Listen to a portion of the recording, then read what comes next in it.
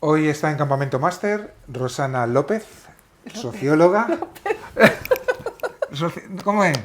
Jiménez. Eso. Luego lo cortas, ¿no? Esto. Sí. Venga, vale. Hoy está con nosotros en Campamento Máster Rosana Jiménez, socióloga, y vamos a hablar de su experiencia en un monasterio en Taiwán. Bueno, bienvenida, Rosana. ¿Qué tal? Gracias por invitarme. Cuéntame qué tal tu experiencia, cómo fue. Bueno, pues te cuento cómo llegué a ese monasterio. Sí, por favor, es interesante. Pues mira, este año ha sido un año de transformación personal Totalmente. y decidí dejar atrás cosas, personas, lugares, Situaciones. situaciones y me fui a vivir a Bali. Ese fue el primer punto de partida. Antes había estado viajando por Marruecos y lugares que me llenan, pero decidí trasladarme a Bali. He estado viviendo allí 3 meses.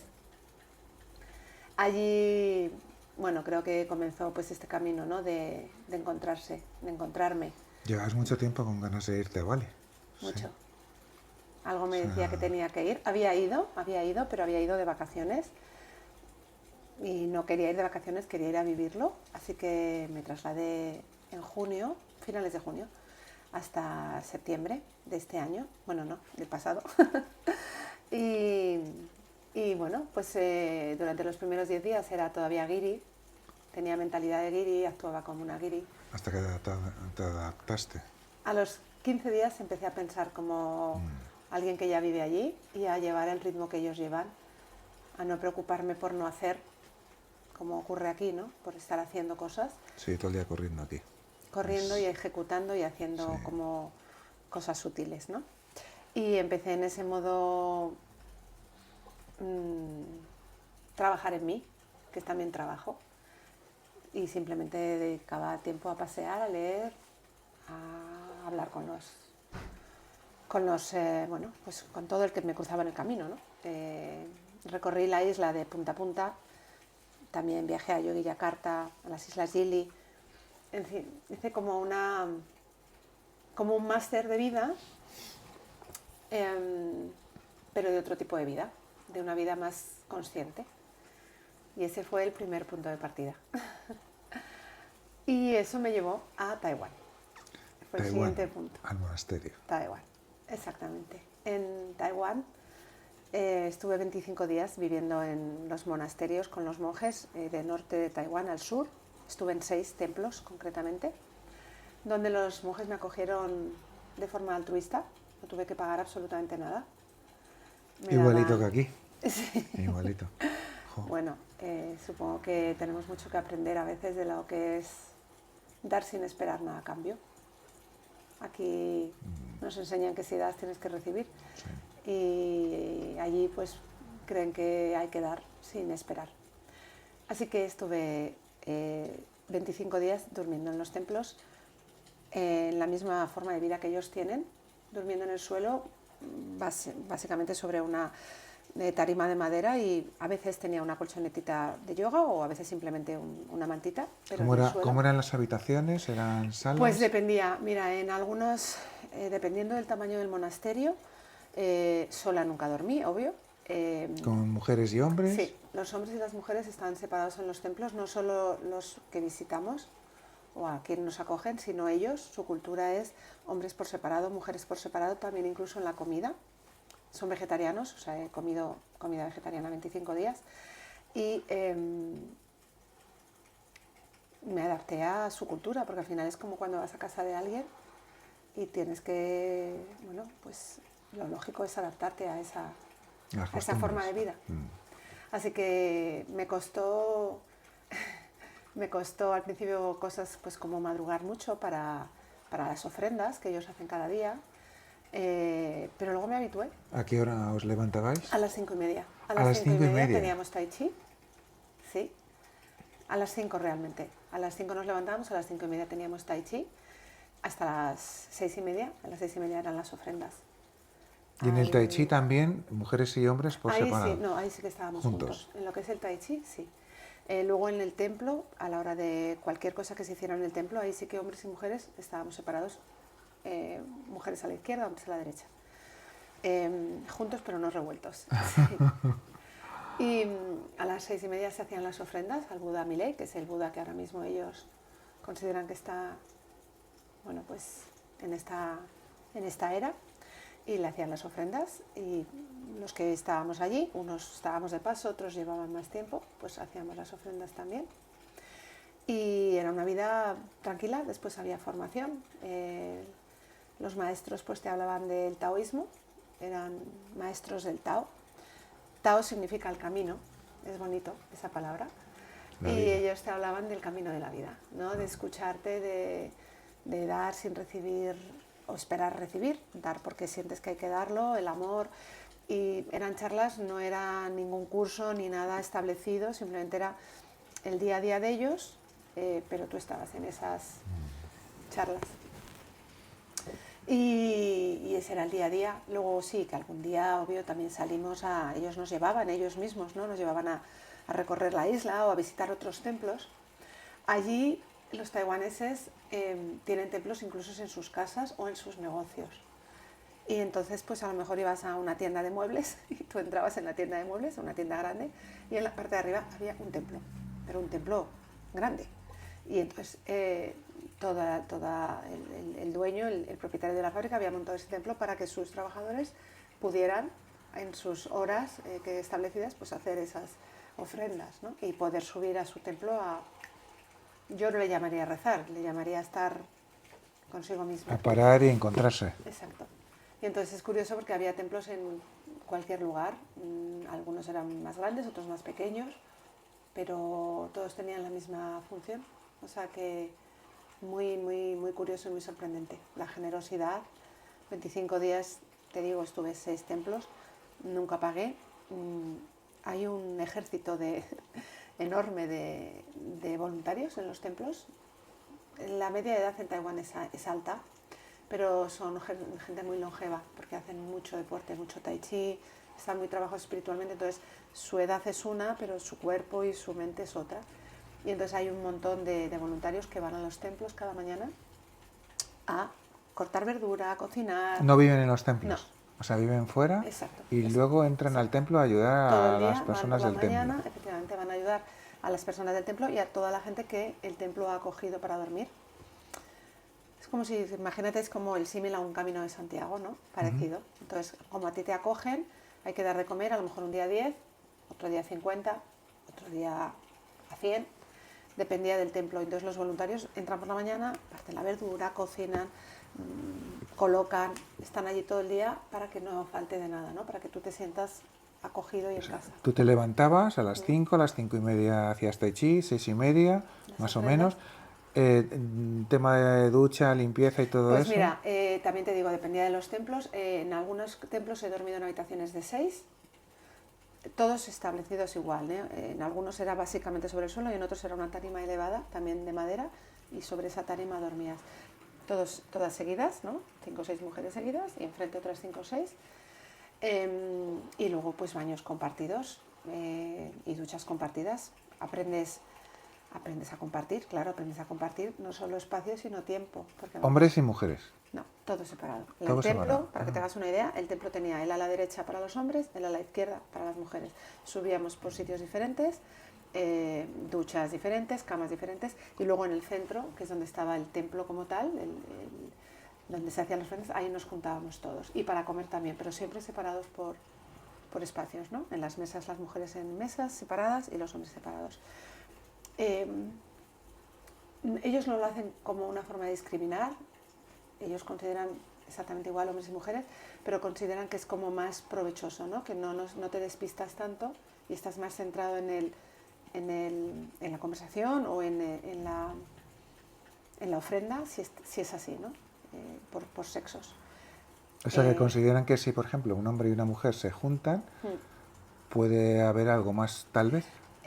A ver, allí había personas que iban en pareja. De hecho, cuando yo estuve había un matrimonio italiano que estaban recorriendo, haciendo un reportaje por alrededor del mundo sobre las distintas espiritualidades. Entonces habían estado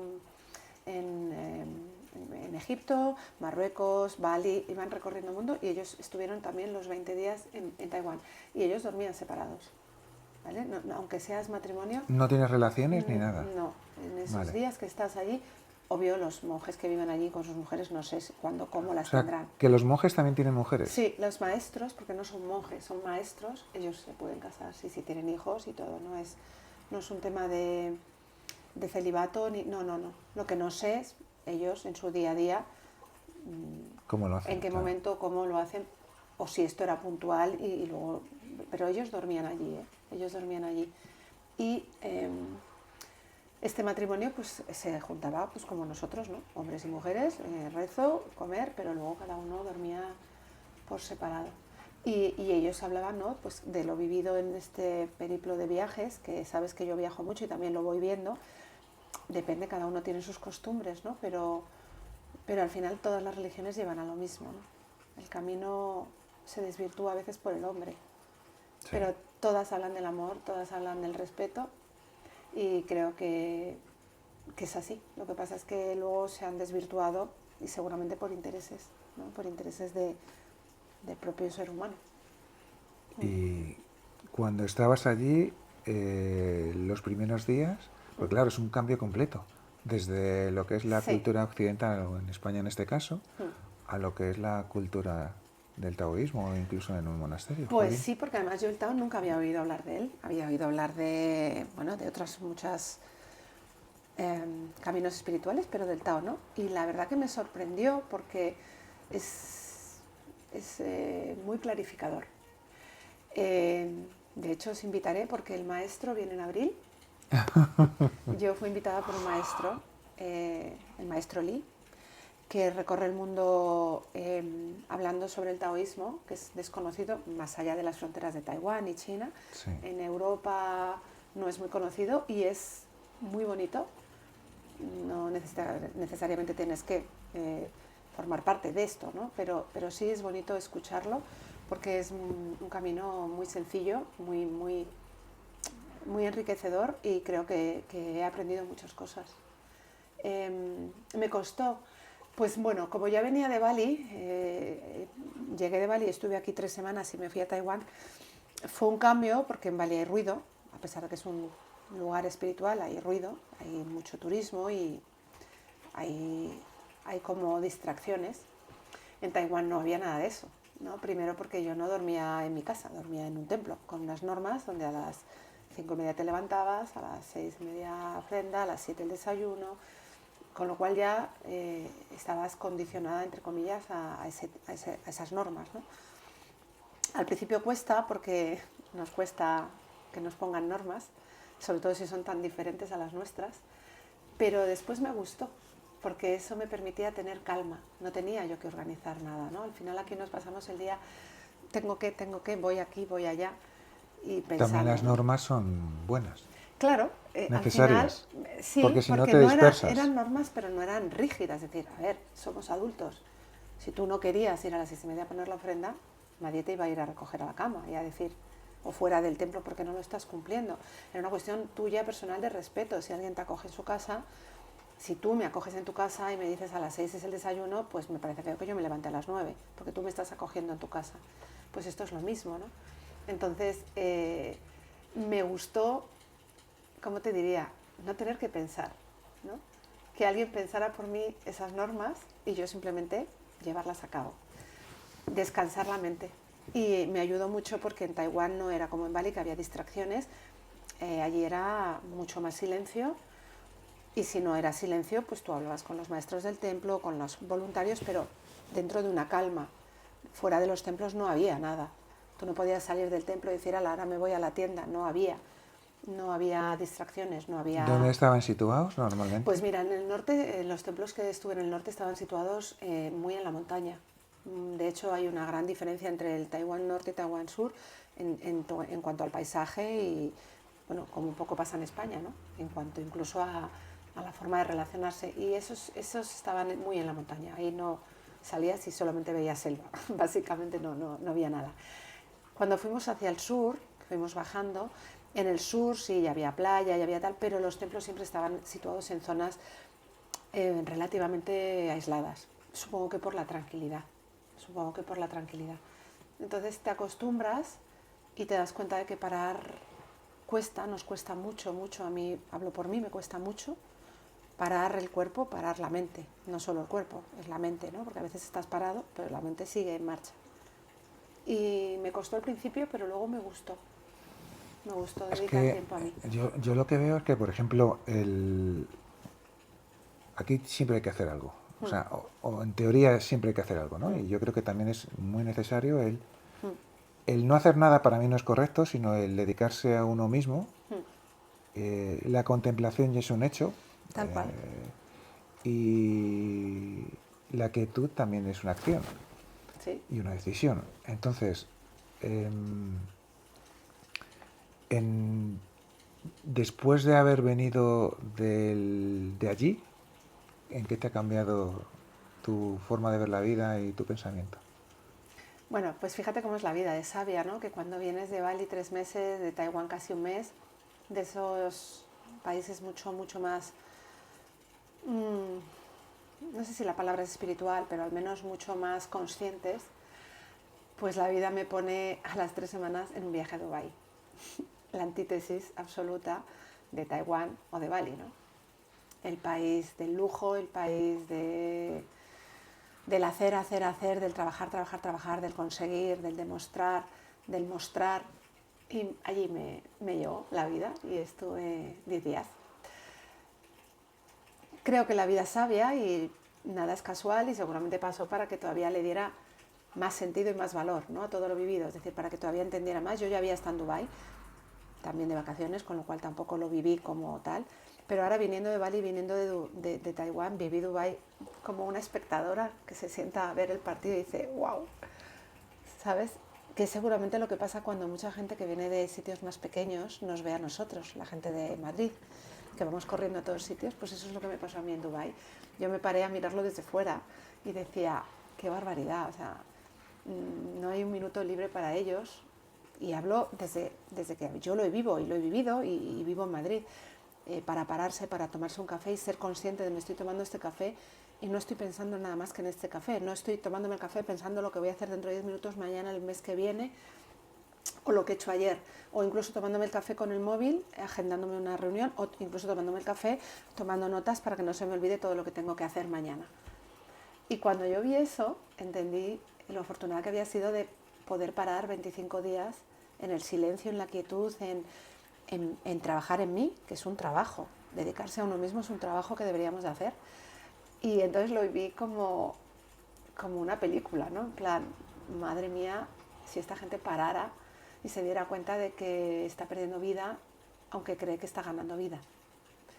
Y luego me di cuenta de que efectivamente incluso en estos lugares donde obviamente parece que no falta nada y que tienen todo, ¿no? Y tienen todo lo que se puede comprar, están muy necesitados, muy, muy necesitados de parar y de escucharse y de acompañamiento, ¿no? De alguien a quien le tengas que decir, pues me siento así y tengo un mal día. Y no lo tiene porque lo cubren con ruido externo y con cosas que se pueden comprar. Sí, estamos acostumbrados a que el éxito es eso, ¿no? Poseer cosas, una casa, un coche, ropa, objetos, cuando realmente todo lo externo es un espejismo de la carencia interior. Absolutamente. En este año 2025, que ha sido, bueno, un camino que yo creo que inicié hace un par de años, despacito, pero que el 2025 es cuando he visto el fruto de todo lo que yo he trabajado en mí, poquito a poco, dio lugar a que yo, por ejemplo, en este año llegara a Universo Queixo, que es donde estoy trabajando ahora como directora de comunicación y expansión internacional, que se dedica precisamente a eso, a experiencias de transformación personal, donde ayudando a gente que está muy perdida, aunque se vea desde fuera que no lo está, él sí que sabe que está perdido, aunque tenga éxito, aunque tengas salud, aunque tengas familia, aparentemente tienes todo y de repente sientes que no tienes nada. Y en este lugar, ¿no? en Universo Queixo, que yo os invito a que lo visitéis porque la gente que viene y que ha venido, y yo lo conocí yendo yo como participante, como usuaria, en búsqueda de, tengo espacios que cubrir, ¿no? Y hay algo que todavía no encuentro, y ahí encontré muchas cosas y luego la vida me ha llevado a colocarme ahí y yo lo he vivido en primera persona, pues te das cuenta que necesitamos rodearnos de gente que sienta como nosotros, y hay más de la que creemos, lo que pasa es que no nos lo permitimos, ¿no? Y la gente no se permite decir, oye, pues tengo un mal día, ¿no? O necesito, dame hoy la mano y ayúdame porque hoy no puedo. Estamos siempre en el yo puedo con todo, yo tengo, yo puedo. Y cuando tú paras y te dedicas un par de días a ti, a decir, me voy a un espacio donde el idioma que voy a hablar va a ser el mismo y la gente que va a escucharme me voy a sentir bien aunque no les conozca porque estamos en el mismo punto vital, ayuda muchísimo. En este caso además se hacen experiencias de alto impacto que te enseñan a darte cuenta de que los límites nos los ponemos nosotros, y yo eso lo aprendí haciendo experiencias de alto impacto como pisar cristales, atravesar fuego, cosas que tú dices yo no lo haría nunca, yo no puedo. Ponemos por delante el yo no puedo en nuestra vida en muchas ocasiones, ¿no? Quiero montar un negocio, no, yo no puedo, me va a ir mal. Nos limitamos, nos autoboicoteamos, y cuando tú paras y te das cuenta de todo tu potencial, que no lo ves porque lo tienes envuelto en ruido, pues te das cuenta de lo poderosos que somos y de que podemos con casi todo, por no decirte todo. Cuando te ibas a la cama en el monasterio o en los monasterios, ¿cuál solía ser tu pensamiento? Al final del día, Vale. y el primer pensamiento del día y el último pensamiento del día. Vale. Pues mira, yo hago una cosa que me parece muy potente y que es muy sencilla de hacer, y la hago desde hace 2 años, y es que yo cada noche al llegar a casa, da igual la hora que llegue, si he llegado pronto o tarde de trabajar, da igual, tengo en mi mesilla de noche un bote de cristal transparente y post-it de colores. Cada noche al llegar me siento en la cama y pienso algo bonito que ha pasado ese día.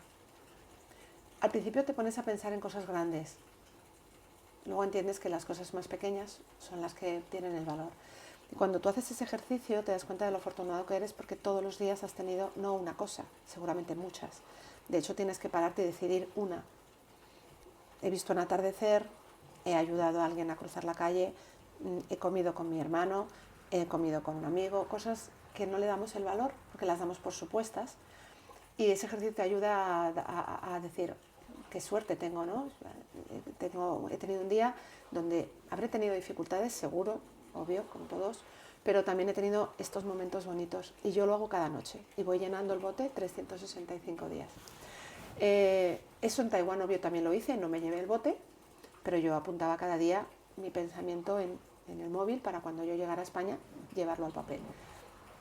Mi pensamiento en Taiwán es curioso porque aquí me acuesto con un montón de pensamientos que me hacen dormir mal, que a veces cuando duermo siento que los pensamientos están ahí como a tope, y en Taiwán me acostaba tranquila, me acostaba antes que nunca, dormía mejor que nunca, a pesar de que dormía en el suelo y me costó al principio porque era duro, pero dormía en paz. No tenía sobrepensamientos, no tenía que pensar mañana tengo que hacer, tengo que conseguir, tengo que demostrar. Y entonces creo que la mente se calmó y se dedicó a eso, a estar presente en el momento presente. Cuando volviera a España ya vería, ahora estaba allí. Y al despertar, pues a pesar de que madrugaba y de que no había dormido bien en calma, pero bueno, mi cuerpo resentido porque no estaba en un colchón, me levantaba en paz, en calma y sin pensar qué haré cuando vuelva a España, qué haré mañana, qué hago esta tarde, me daba igual. Lo que tuviera que venir vendría, y cuando llegara el momento lo disfrutaría o lo afrontaría. Y aquí me paso el día, y creo que cuando he vuelto ahora a España, que he vuelto hace un mes, es curioso cómo la mente vuelve ahí, ¿no? Tienes que hacer un esfuerzo para volver a decir no, por ahí no quiero volver a estar. Trabajo diario.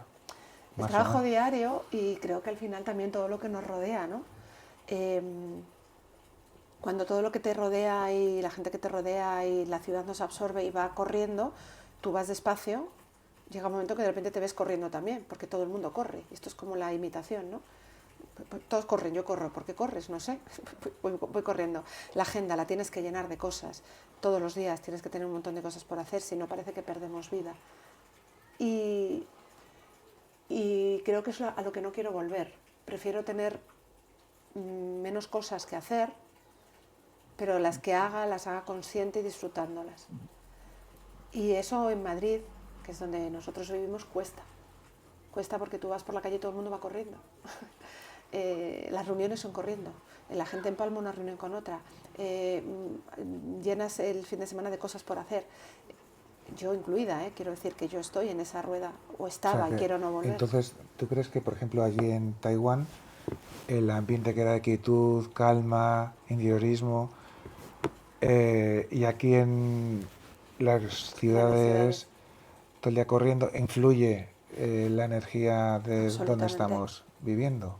Absolutamente, estoy convencida. ¿Tú qué crees que sería tu sitio preferido para buscar ese equilibrio también tanto interior como exterior? Porque dicen, si te vas a un sitio, no es cuestión de huir, porque te vas a encontrar en todos los sitios, allí donde vayas, pero si te dieran a elegir, a día de hoy has encontrado un sitio o el lugar, aunque sea mental, ¿cómo sería? A ver, a veces la vida no nos permite hacer todo lo que queremos, entonces cerrarse puertas y decir yo solamente voy a encontrarme y ser feliz o estar en paz en este lugar, pues es cerrarse puertas, que creo que no debemos. Si lo conseguimos y podemos, yo animo a todo el mundo que lo haga. Mi lugar está en el pueblo donde crecí, perfecto. Está en Australia, perfecto. Si puedes conseguirlo y puedes permitírtelo, yo te animo a hacerlo. Ahora bien, no todas las ocasiones o todo el mundo puede permitírselo por motivos familiares, personales, de trabajo, X. Yo lo que me he prometido a mí misma es, si ahora mismo yo tengo que vivir en Madrid por mis circunstancias personales, familiares, de trabajo X, lo que sí que voy a hacer es intentar rodearme de ese círculo de personas y de espacios donde yo me sienta en paz y donde yo no sienta que tengo que ser otra persona. Es cierto que en Madrid, por ejemplo, o en las grandes ciudades es más complicado, pero no es imposible. Y todo empieza por soltar lo que no te suma. A veces cuesta porque hay amistades, hay espacios, hay eventos, hay lugares que no puedes soltar. Si yo trabajo al lado de una persona que no es de mi agrado, pues no puedo hacer nada, ¿no? Está trabajando conmigo 8 horas. No hay que ser tampoco un idealista, pero en lo que tú puedas hacer, sí que invito a que todo el mundo lo haga, que pare un día y diga, a ver, qué personas se han ocupado de mí, de saber si estoy bien este año o no, quién realmente ha estado a mi lado cuando lo he necesitado de verdad, qué siento cuando yo me reúno con X grupo de personas, me siento bien, estoy inquieta, me siento cómoda, soy yo realmente o estoy haciendo el papel de mostrarme que estoy bien cuando realmente no estoy a gusto. Y si haces ese ejercicio y limpias desde el amor y desde el decir, oye, que esta persona o estas personas pasaron por mi vida. Te queda muy solito. ¿Qué? Que te queda muy solito. Esa no es Lo sé, pero creo que es un ejercicio que cuesta mucho porque nos gusta estar siempre rodeados de, y eso no nos permite entrar en nosotros, pero creo que hay que ser honestos. Y la honestidad pasa por quererte y respetarte. Y si tú no te estás respetando y estás en espacios o con personas o en lugares donde no estás siendo tú y estás mostrando una careta para ser aceptado, para ser querido, pues entonces no te estás queriendo a ti. Y yo creo que es lo que he aprendido este año. No afirmo que no es fácil. No es fácil sentarte un día y decir, hoy no hago nada, cuando siempre tenías la agenda llena, pero esa agenda que antes llenabas ya no quieres ir a esos lugares o con esa gente. Y de verdad que con amor, porque esa gente te ha llevado a sitios, te ha reportado cosas, te ha hecho crecer, pero ahora ya no está en tu momento, estáis en momentos diferentes. Y cuesta porque sí, lo has dicho bien, te quedas solito, pero a la vez creo que se abren caminos y cuando tú cierras etapas, como dice el refrán, ¿no? Cuando una puerta se cierra se abre una ventana, sí, y de repente ahí empiezan a llegar a tu vida otras situaciones, otros trabajos, otras energías, otros amigos, otras posibilidades, pero claro, si tú no haces ese tránsito, tú no nada puede llegar a tu vida porque ya tienes todos los huecos llenos. Cuesta, sí, a mí me está costando, sobre todo en Madrid. Cuando yo viajo y viajo sola, no me importa estar sola. Es muy curioso esto, ¿no? Puedo estar 3 meses viajando sola y no me importa, y sin embargo llegas a Madrid y parece que la inercia que te lleva es tienes que salir, tienes que hacer, tienes que quedar, tienes que ver a esta gente, a esta persona, ir a esta fiesta. Y entonces yo estoy en un momento en el que no quiero meterme en esa rueda de nuevo, ir a lo que considero que debo ir, quedar con quien creo que debo de quedar y hacer lo que yo siento. Mi energía dice, mi intuición dice que debo hacer. Pero es verdad que no es fácil y no es una cosa tampoco que se haga de un día para otro. Pero creo que todos debemos de empezar a mirar un poco qué nos hace felices y qué no. Y lo otro no es hacerte feliz, es cubrir espacios. En el monasterio, ¿qué desayunabas y qué comías y qué cenabas? Y pues mira, ¿qué horas? La comida me costó. Me encanta el jamón, me encanta comer carne y pescado. Y allí no se comía nada de esto. Pero ellos, como son vegetarianos de base, desde que nacen, pues lo tienen muy establecido. Entonces la comida era como un trampantojo, ¿sabes? Te entraba por los ojos. Es decir, ellos, imagínate, no todo era vegetariano, no había carne ni pescado, pero había cosas que parecían pescado. ¿Huevos? Huevos sí comen, pero nada de carne ni pescado. Por ejemplo, ellos en el taoísmo no comen nada de cebolla ni de ajo. Ellos lo explican de la siguiente forma, ¿no? Ellos explican que la cebolla y el ajo son tubérculos que crecen bajo tierra, que la energía de la tierra, tanto la buena como la mala, está condensada bajo tierra, y que entonces esos dos tubérculos se ocupan de chupar la energía negativa de la tierra. Es su misión, ¿no? Que para restar energía negativa a la tierra y por lo tanto a nosotros. Cuando tú te comes un ajo y una cebolla, te estás llenando de energía que no es la mejor, ¿no? No es decir negativa, pero es la energía que la tierra ha absorbido y no es la buena. Entonces, por eso normalmente a mucha gente el ajo y la cebolla les sienta mal, a muchísimas. ¿Y las zanahorias? No, las zanahorias las toman y las patatas también. Explican porque son tubérculos que no absorben, no tienen tanto agua y no absorben tanto. El ajo y la cebolla, sabes que tienen mucho agua, entonces son los que se ocupan de esa energía. Cuando lo explican, la verdad que bueno, ¿no? Yo me sorprendía, porque visto así tiene toda la lógica, ¿no? Y luego entiendes que hay mucha gente, yo por ejemplo soy intolerante al ajo, no porque me siente mal, como dicen por ahí, que si el aliento te repite, no, soy intolerante, se me inflama el estómago. Tiene reacción en mucha gente, pero bueno, en estos países la comemos, y estás habituado, claro. Ya está. Ellos no la toman. Entonces todo estaba tan bonito que aún sin ser vegetariana te lo comías con gusto, porque a mí si me dijeras de ahora mismo hacer un plato vegetariano, seguramente me saldría uno y ya, arroz, ya, vale. Ellos tienen una infinidad de platos y, como te digo, además son visualmente muy bonitos. Imagínate, había trozos que parecían un salmón. Yo decía, ostras, han puesto pescado. Pero tal cual, la forma de un trozo de salmón y luego, con lo que sea, pues sus condimentos, ¿no? Sus especias, pues le dan el color oscuro por debajo. Entonces, es un trabajazo. Diario. Yo tengo algunos vídeos, empezaban a las 8 de la mañana, era como, te lo juro, un trabajo espectacular. Era una cadena, una a lo mejor partía las cebollitas, la otra le daba forma, lo enrollan con la mano, el rollito. Entonces, claro, por los ojos te entra muy bien, y a los que no estamos acostumbrados a la comida vegetariana, pues realmente lo comías con mucho gusto. Entonces, desayunábamos... sabes que en esos países asiáticos ellos desayunan también mucho salado, entonces a lo mejor había gyozas, rollitos, hay mucho salado,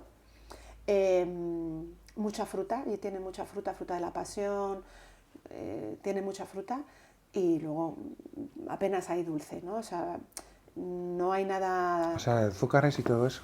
Poco, porque no comen comida procesada. Yo tuve la suerte de que uno de los días fue un médico chino, si quieres te cuento esto porque es muy chulo. Uno de los días ellos, sabes que utilizan la medicina china, ellos no toman medicación, no toman medicamentos, todo lo curan y lo tratan con medicina china, que es ancestral, y es espectacular. Entonces tú tosías, yo por ejemplo fui constipada y en mitad de las clases yo tosía. La típica tos esta que no puedes parar. Pues se me acercaba una chica de las del templo y me explicaba, púlsate aquí 33 veces. Ella me pulsó con fuerza. La tos se me iba. Y yo llevaba 7 días o 10 días tomando caramelos y antitusivos. Ellos todo lo tratan con medicina china. Entonces, uno de los días fue a visitar el templo un médico chino que realmente no es médico de carrera, es ingeniero, un ingeniero muy reputado, pero que en un viaje a la India entró en un templo y había unos libros antiguos, mostrando unos libros antiguos en una vitrina. Y entonces él se paró delante del libro y se puso a leerlos.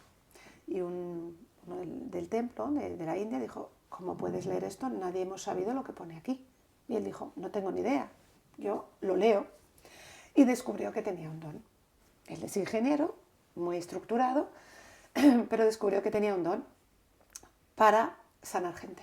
Bueno, primero para leer textos que nadie sabía leer, es decir, para leer textos antiguos, y segundo para sanar gente. Y lo descubrió estando él en la consulta de un médico, se sentó una chica al lado y él sintió que esta chica estaba enferma. Lo sintió y cuando entró al médico le dijo, yo creo que esta chica tiene un tumor en la cabeza. Y efectivamente fue así. Entonces él, que en su cabeza de ingeniero, que son muy cuadriculados, decía, no puede ser esto, que yo construyo edificios, ¿no? Arquitecto, ingeniero, yo no sé de esto, yo no soy médico. Hasta que entendió, bueno, pues esto es un don que la vida me ha dado y yo tengo que ayudar. Entonces él lo que hace es que va recorriendo el mundo, pero sobre todo allí en Taiwán, hace como sesiones puntuales y la gente puede inscribirse y de hecho hay gente que va sin cita porque se llena. Y él trata a la gente que tiene cita, pero después se da una vuelta por la sala con la gente que no tiene cita. Y con el que él siente que lo necesita, le mete. Porque algo le dice, esta persona lo necesita. Bueno, pues lo que hace este hombre, que es lo que me hizo a mí, yo tengo el vídeo, te sienta delante de él y te toma los pulsos, que es lo que llaman allí. Es curioso, porque yo llevaba 10 días mala, no solo con tos, sino con muchos dolores de cabeza, muy mareada. Este hombre se sentó, me tomó el pulso y yo me había duchado por la mañana. Yo me levantaba a las 4:30 para ducharme porque éramos muchas mujeres, solo había 2 duchas. Y ese día dije, me voy a lavar el pelo, obvio no te lo lavas todos los días como aquí, allí hay que organizarse, me había lavado el pelo. Entonces yo me siento delante de él, me toma el pulso y me dice, ¿tienes agua en la cabeza? No, ¿tienes agua? Sí, tienes agua en la cabeza. Y yo pensé, ¿agua? Agua. Y yo pensé, pues igual tengo el pelo mojado, ¿no? Y le digo, sí, es que me lo he lavado esta mañana. Me dice, no en tu pelo, en tu cabeza. Tienes agua en tu cerebro porque tienes este chakra bloqueado. El agua lo tienes acumulado aquí, no baja, y por eso estás mareada y por eso tienes dolores de cabeza. Él no sabía nada de mí, acababa de llegar al templo. Y literalmente me dijo todos esos síntomas. Ellos tratan con unos masajes muy específicos y con una especie, ¿cómo te diría? Tiene un nombre, pero no recuerdo, es como si fuera, ¿sabes lo de matar las moscas así? Sí. Pues parecido, y te golpean en las zonas donde tienes que desbloquear. O sea, ¿te trató en ese momento? Sí, yo tengo el vídeo, él me tumbó en una camilla y con una especie de rodillo ¿cómo te diría? Como si fuera un puño americano, ¿no? Pero de madera. Él me explicó, tuve que firmar un consentimiento porque me dijo que podía tener moratones, ¿no? El tratamiento podía provocarte moratones, pero que cuanto más morado se pusiera la zona a tratar, más estabas desbloqueando y más estabas sanando. Yo me tumbé pensando, bueno, esto es como el fisio, ¿no? No, no es como el fisio. Me empezaron pero fuerte, ¿eh? Él te lo hizo. Él primero miraba, luego lo hizo una de sus alumnas o de sus compañeros, y con el rodillo me dio en el pecho, pero fuerte, ¿eh? O sea, yo veía las estrellas. Luego por detrás, y luego él volvió a pasar y me tocó en la ingle y dijo, también, dale aquí. Yo cuando salí de allí dije, o sea, me he quedado porque, ¿sabes por qué? Pero si yo estoy en Madrid y alguien me hace eso, me levanto y me voy porque dolía. Al día siguiente yo no tenía tos, yo no tenía mocos, yo no tenía nada. Jolín. Tenía esto morado, es verdad, porque me habían, en el fondo es desbloquear, ¿no? Una energía que tú tienes ahí acumulada. Y ellos no tratan nada, absolutamente nada con medicina. De hecho, si veían que nos tomábamos algo, ellos decían, ¿qué te pasa? Es que me duele el tobillo. Ven, no te tomes el antiinflamatorio. O sea, ellos no toman nada de medicación. La cultura, o sea, la medicina china tradicional sana. Y este hombre, que es un señor que va a gente de todo el mundo cuando le hace una sesión, porque tiene ese don de saber si tú estás enfermo, aunque ni tú mismo lo sepas, lo hace de forma gratuita, va gente de todo el mundo. Y de hecho, él, obvio yo no lo sé, no lo puedo demostrar, él dice que sana hasta enfermedades genéticas, de generaciones. Bueno, esto es una cuestión, como yo digo, de creer o no creer, pero yo doy fe de que efectivamente este hombre, que no me conocía nada, se sentó delante de mí y dijo exactamente todo lo que yo sentía, ¿no? Esos mareos, sí, así fue. ¿Y después de todo eso estás mejor de eso? ¿O Bueno, volviste cuando aparecieron allí otra estuve vez? perfecta, es decir, allí se me pasó, luego vuelves a tu vida diaria y bueno, te vuelven los dolores de cabeza, eso no es... O sea, te intoxicas también. Claro, te intoxicas de energía, te intoxicas de pantallas, te intoxicas de medicación. Ahora, ¿yo qué hago? Hoy, esta mañana yo me he tomado una pastilla para mi migraña. Eso es lo que tenemos aquí, ¿no? O sea, es lo habitual. Ahora es el botiquín, pues seguramente me estaré intoxicando, pero me duele la cabeza, tengo una migraña, me lo tomo. Jopeta. Ellos no lo hacen así. Entonces se aprende mucho y creo que es muy bonito entender que hay muchas formas de ver la vida, no sé, de vivir la vida. Y a veces creemos que la nuestra es la mejor, ¿sabes? Porque tenemos cosas, porque almacenamos cosas, porque tenemos un cochazo, una casa, muchas fiestas, y está fenomenal, ¿eh? Que a mí me gusta. Pero a veces juzgamos y creemos, bueno, esta gente, ¿no? Es menos feliz, porque no lo tiene. Bueno, el relleno, yo creo que el relleno de la vida también es, o sea, todo es necesario en su justa medida, pero cuando te enseñan desde pequeño que tienes que estudiar, tienes que casarte, tener una buena casa, un buen piso, que el éxito es eso, Sí. a mí me da pena y me ha costado muchísimos años, muchos tropiezos, mucho aprendizaje, y todavía estoy en el camino de aprendizaje, pero no te enseñan nada del interior, que es lo que realmente soporta todo lo que nos rodea, ¿no? Y a las personas con las que también estamos, ¿no? Que decidimos si estamos o no estamos en función también de las carencias que uno pueda tener en la vida, ¿no? Claro, yo creo que a veces lo que nos cuesta admitir, porque lo sabemos, pero nos cuesta admitirlo, es que a veces nos relacionamos desde la carencia. Como nos da miedo estar solos, porque nos han enseñado que si estás solo has fracasado, que si no tienes un coche, una casa, no te has casado, no tienes un buen trabajo, has fracasado, nos relacionamos de esa forma. En cuanto a las parejas, pues a veces nos relacionamos desde la carencia, desde el miedo a, ¿no? Claro, yo no sé si estoy muy bien aquí, pero igual si esto lo suelto, igual no encuentro algo mejor, o ni siquiera algo, o alguien, y me quedo solo, y ese es el drama, ostras, me quedo solo, ¿sabes? O sea, a ver cómo me aguanto yo, y la vida va a decir, y la gente va a decir que cómo no tienes una pareja, ¿no? O cómo no tienes una relación.